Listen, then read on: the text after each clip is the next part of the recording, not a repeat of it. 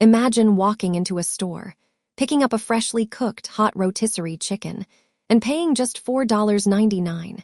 You head to the food court, buy a massive quarter-pound hot dog with a soda for $1, $50. A price that has not changed since 1985. If you look at these two items through the lens of traditional business, you are looking at corporate suicide every single year.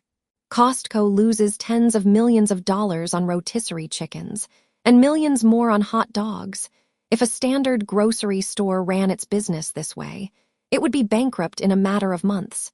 Yet, Costco isn't dying, it is thriving, generating over $240 billion in revenue and pulling in billions in net profit, year after year. So, how does a company that deliberately loses money on its most iconic items build one of the most bulletproof financial empires on earth?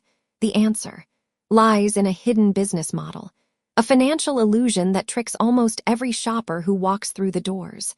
To understand why Costco makes billions, you first have to understand the massive industry it completely disrupted. Retail is usually a brutal, low-margin knife fight. The global supermarket and retail market is worth over $28 trillion. But the average grocery store survives on razor-thin margins, usually between 1% to 3%. They make money by buying a box of cereal for $2 and selling it to you for $3. Investors love retail when volume is high, but they panic the moment inflation hits or supply chains break, because if costs go up and customers stop buying, the whole operation collapses under the weight of rent, staff, and inventory that rots on the shelves. Most people think Costco is just a bigger version of a grocery store, a giant warehouse where you buy paper towels in bulk. They think Costco makes its billions by selling millions of items at a tiny markup. That belief is completely wrong. In 1983, a man named Jim Singal, alongside Jeff Brotman, opened the first Costco warehouse in Seattle, Washington. Singal was a student of Saul Price, the legendary founder of Price Club. Saul Price discovered something counterintuitive about consumer psychology. If you want to build true wealth, don't focus on maximizing the profit margin on the product. Focus on maximizing the loyalty of the customer. When Singal built Costco, he instituted an absolute, unshakable rule inside the company. No branded product could be marked up by more than 14%, and no house brand item could be marked up by more than 15%. To put that in perspective, traditional supermarkets mark up items by 25 to 50%. Department stores mark up clothes by up to 100%. Wall Street analysts were furious. They begged Singal to raise prices by just 2 or 3%. They pointed out that a tiny markup increase would translate to billions in instant profit. Singal famously refused, stating that if he raised prices, the core promise to the customer would be broken. So, if Costco caps its markups at a level that barely covers its operating costs, where does the money come from? Here is the secret. Costco is not a retail company. Costco is a subscription service that uses physical goods as a Trojan horse. Think about Netflix or Spotify. They charge you a recurring fee for access to their library. Costco does the exact same thing. But instead of movies or music, they give you access to low prices. When you pay $60 for a Gold Star membership, or $120 for an executive membership, that money has almost zero cost of goods sold. It is nearly 100% pure profit. In a typical year, Costco generates around $4.6 billion from membership fees alone. Now, look at Costco's total net income for a typical year. It is often around $4 to $6 billion. Do the math. Almost the entire net profit of the company comes directly from those tiny plastic cards in your wallet. The retail store, the giant aisles, the rotisserie chickens, the gas stations, all of it exists for one single purpose: to convince you to pay that membership fee again next year, and it works. Their renewal rate in the United States and Canada sits consistently at over 92%. To keep that membership engine running, Costco uses a masterclass in behavioral economics. Consider the $4. $4.99 rotisserie chicken inside Costco. Those chickens are always placed at the very back of the warehouse. To reach that chicken, you have to walk past electronics, clothing, seasonal items, and endless aisles of bulk goods. By the time you reach the back of the store and grab your $5 loss leader chicken, your cart already contains $150 worth of items you never intended to buy. This is the power of the high-margin basket builder. Costco also limits selection. A standard grocery store carries over 30,000 to 40,000 distinct items, called SKUs. Costco carries only about 4,000. By offering only 2 choices of ketchup instead of 20, Costco buys products in staggering, mind-boggling volumes. If Costco approaches a vendor to buy ketchup, they don't buy a few thousand cases.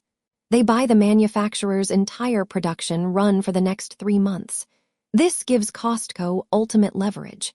They force manufacturers to drop their prices to rock-bottom levels, passing those savings to the customer, while maintaining their strict 14% markup cap.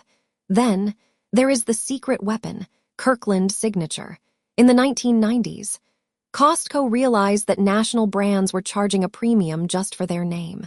So, Costco created its own private label, Kirkland Signature. When Costco wants to create a Kirkland product, they take the top-selling brand in that category, test it in a lab, and demand that their supplier create a version that is at least 1% better, but 20% cheaper. Often, the company making the Kirkland product is the exact same brand name company selling the premium version next to it on the shelf. If a major brand refuses to manufacture for Kirkland, Costco simply moves their product to a worse shelf location or cuts them off entirely. Today, Kirkland Signature alone generates over $50 billion in annual revenue. If Kirkland were an independent company, it would be larger than Nike, Coca-Cola, or Campbell's Soup. But keeping margins low and sales high isn't enough. There is a hidden disease in retail that destroys billions in profit every year. It's called shrinkage, an industry term for shoplifting, employee theft, and lost inventory. Traditional retailers like Target or Walmart lose between 1.5% to 2% of their total sales every year to theft. That translates to tens of billions of dollars wiped off their balance sheets. So how does Costco, with giant, unmonitored warehouses and huge expensive items, prevent thieves from wiping out their tiny 14% markup? They turned store operations into a psychological fortress. First, you cannot even enter the building without scanning a paid membership. This instantly eliminates anonymous foot traffic. Second, they don't hire third-party security guards to pat people down. Instead, they place a friendly employee at the exit door to highlight check your receipt against the items in your cart. Most people think this receipt check is to catch shoplifters. In reality, it is a psychological deterrent. The simple knowledge that every cart gets inspected reduces shoplifting down to virtually zero. While standard retailers lose nearly 2% to theft, Costco's inventory shrink is an astonishingly low 0.11%. By stopping theft before it happens, Costco saves over $3 billion every single year. Cash that goes straight back into keeping prices low. Behind the scenes, Costco's financial engine operates on another mechanism that blows away traditional retail. It is called a negative working capital cycle. In a standard business, you buy inventory, pay for it, store it, sell it, and eventually collect the cash. Costco flips this entirely because their items turn over so quickly. Costco often sells the product to a customer and collects the cash in less than 30 days. However, Costco's payment terms with its suppliers are often 60 days or more. Think about what that means. Costco holds the cash from your purchase for 30 full days before they ever have to pay the company that made the item. They are effectively operating on a massive, interest-free loan funded by their suppliers every single day.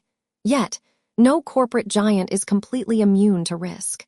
Costco faces rising threats. E-commerce convenience from rivals like Amazon continues to evolve.